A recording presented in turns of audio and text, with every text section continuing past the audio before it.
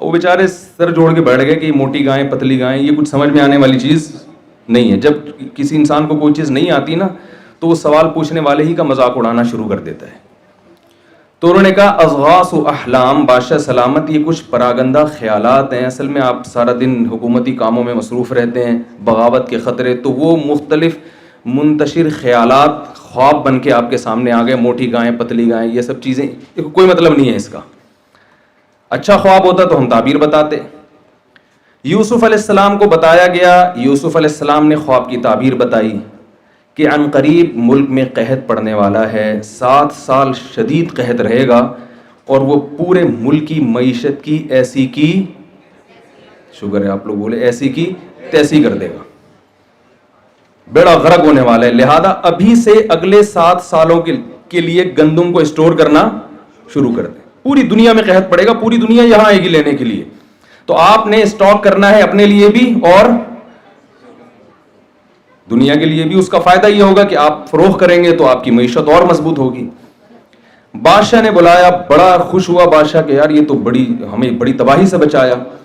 تو بادشاہ نے کہا کہ آپ مانگیے کیا مانگتے ہیں. یہ بہت اہم پوائنٹ ہے جو میں آپ سے ذکر کر رہا ہوں, بس یہ تھوڑی دیر آپ توجہ کے ساتھ سنیے. بادشاہ نے کہا کہ آپ کو کیا چاہیے, ظاہر ایک صحیح خواب بتایا نا کہ آپ مانگے کیا مانگتے ہیں. اب آپ بتائیے میں اور آپ ہوتے تو ہم اپنے ویژن کو سامنے نہ رکھتے, ہم اپنے پیٹ کو سامنے رکھتے. ہم کہتے بادشاہ سلامت میں بہت بڑا بزرگ ہوں, میں نے آپ کو صحیح تعبیر بتا دی, کوئی بھی نہیں بتا رہا تھا, تو 20 بکرے آپ میرے لیے کاٹتے ہیں. ایسا ہی ہوتا نا, جو روحانی عامل ٹوپی ڈرامے بیٹھے ہیں یہی کرتے ہیں نا, اتنے بکرے کٹوا دیے, اتنے مرغے کٹوا دیے. یا ہم یہ کہتے ہیں کہ بحریہ ٹاؤن میں ایک پلاٹ دلوا دیں, آپ یہ ایک پورا بحریہ ٹاؤن ہی بنوا دیں میرے لیے الگ سے. جب بادشاہ ہے تو پھر ایک پلاٹ سے کیا ہوتا ہے. یہ ہے ہماری سوچ جس کی وجہ سے ہمارا ملک تباہی کی طرف جا رہا ہے. یوسف علیہ الصلوۃ والسلام نے فرمایا اجعلنی علی خزائن الارض, مجھے وزیر خزانہ بنا دیں. بہت مشکل ہے سمجھانا. رضا بھائی پولیس تو نہیں بلوانی پڑے گی نا سمجھانے کے لیے. کیا فرمایا, مجھے وزیر خزانہ. دیکھیں یہ بھی نہیں کہہ رہے مجھے کچھ نہیں چاہیے, مجھے ایک مسجد بنا کے دے دو, وہاں میں امامت کروں اور اپنے نماز روزہ پڑھوں, ایک عبادت, میں تو پیغمبر ہوں, مجھے کیا وزیر خزانہ سے اور یہ سب چیزیں مجھے نہیں چاہیے. نا نا نا, موقع, ترقی کا موقع ہاتھ سے جانے نہیں دے رہے, وزارت چاہیے. اور آگے فرمایا کیوں, پہلے یہ میں بتا دوں کیوں وزارت چاہیے. اس لیے کہ یوسف علیہ السلام یہ بات جانتے تھے کہ اس ملک میں کچھ وقت کے بعد جتنی ویلیو وزیر خزانہ کی ہوگی اتنی ویلیو کسی اور کی, یار بول تو لیا کریں نہیں ہوگی مجھے, تاکہ مجھے پتہ چلے نا کہ آپ لوگ میرے ساتھ ہیں. وہ یہ جانتے تھے کہ کچھ وقت کے بعد جتنی ویلیو وزیر خزانہ کی ہوگی اتنی ویلیو کسی اور کی نہیں ہوگی. بھائی جب ملک کی معیشت تباہ ہوتی ہے تو سب سے زیادہ ویلیو کس کی بڑھتی ہے, جو ماہر معیشت ہے نا, کہ یار یہ کیسے کنٹرول کرے گا. یوسف علیہ السلام جانتے تھے کہ جب لوگ میرے محتاج ہوں گے تو پالیسی کس کی ہوگی, کس کی چلے گی. بھائی جس کے لوگ محتاج ہوتے ہیں پالیسی ہمیشہ اس کی چلتی ہے. تو جو میں کہوں گا پھر وہ ہوگا. اور وہ جانتے تھے کہ میں اچھا کہوں گا, میں ملک کے لیے برا, میں انسانیت کے لیے ملک کے لیے برا نہیں سوچوں گا. یوسف علیہ الصلوۃ والسلام نے وزارت مانگی ہے اور اس کی دلیل یہ دی انی حفیظ علیم.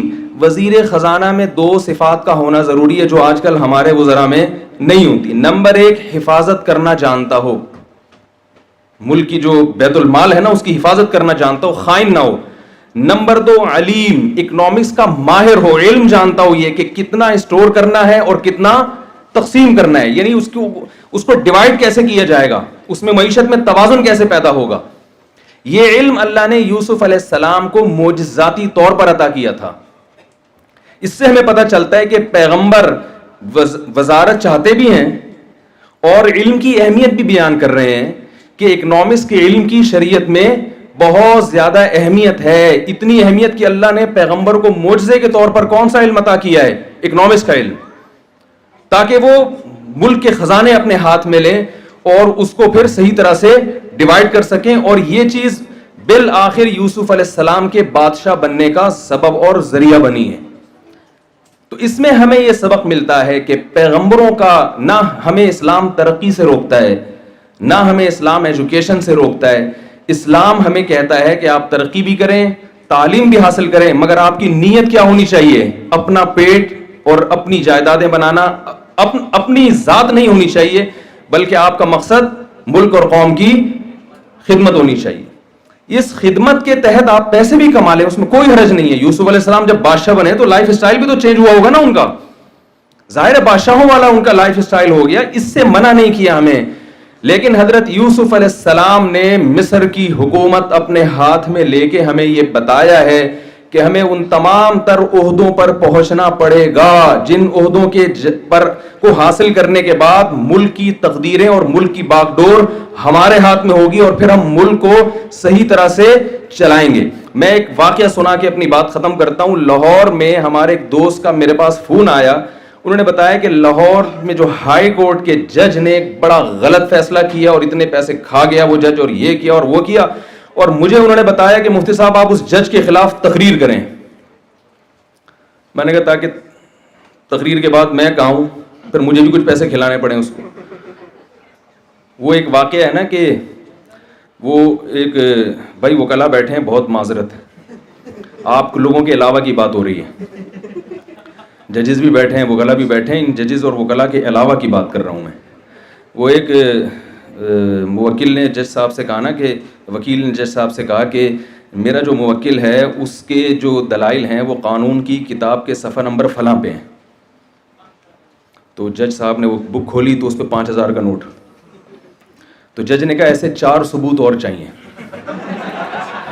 ایسے 4 ثبوت اور چاہیے. اب دیکھیے جج کا عہدہ بھی بڑا مقدس ہے. داؤد علیہ الصلوۃ والسلام کو اللہ نے جج بنایا. یا داؤد انا جعلناک خلیفۃ فی الارض فاحکم بین الناس. داؤد علیہ السلام اللہ کے بہت محبوب پیغمبر تھے. اللہ فرماتے ہم نے آپ کو لوگوں کے درمیان فیصل بنایا ہے، جج بنایا ہے، آپ لوگوں کے درمیان انصاف کے ساتھ فیصلہ کریں. ولا تتبع الہوی، اور اپنی خواہشات کو فالو مت کریں. تو ہمیں ہر چیز کی رہنمائی ملتی ہے قرآن مجید میں. تو یوسف علیہ السلام، ہاں میں یہ عرض کر رہا تھا کہ وہ میرے پاس لاہور سے فون آیا تو وہ کہنے لگے کہ وہ ہائی کورٹ کے جج نے یہ کر دیا وہ کر دیا. میں نے کہا بھائی آپ دیکھو ججوں کو چینج نہیں کر سکتے.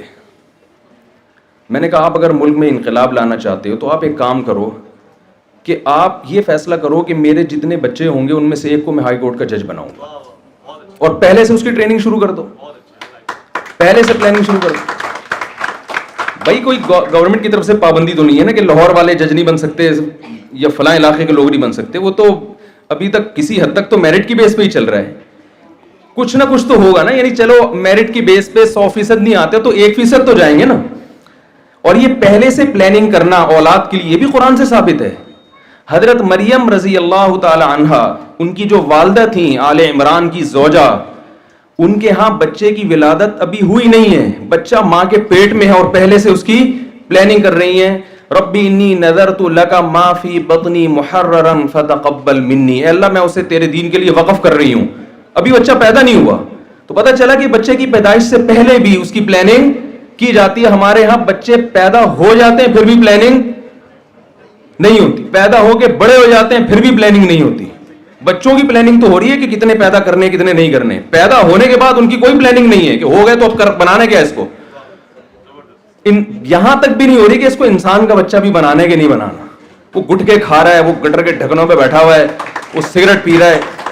تو یہ ہماری دیکھو یوسف علیہ السلام بھی تو پہلے سے پلاننگ کر رہے تھے نا کہ 7 سال قحط پڑے گا تو اس کی پہلے سے پلاننگ ہونی چاہیے کہ اتنا جمع کرنا ہے، اتنا اسٹور کرنا ہے اور اتنا خرچ کرنا ہے، اتنا بیچنا ہے. تو ہمیں پہلے سے پلاننگ کرنی پڑے گی. بہت صرف ایک یعنی وزارت کی بات نہیں کر رہا میں. اس مثال سے مقصد یہ ہے کہ ایسے عہدوں پہ پہنچنا. آرمی میں آپ آرمی ماشاءاللہ ہماری آرمی کا جو ایک کردار ہے پوری دنیا میں الحمدللہ ایک آرمی ہے جس کی وجہ سے ہماری عزت ہوتی ہے، ورنہ تو ہمارے جتنے بھی شعبے ہیں وہ سب حضرات جانتے ہیں کہ کیا حالات ہیں اس کے. تو ان تمام عہدوں پہ ہم نے ترقی کر کے جانا ہے اور اس میں کوشش کرنا ہے کہ اپنی آخرت کو سامنے رکھے.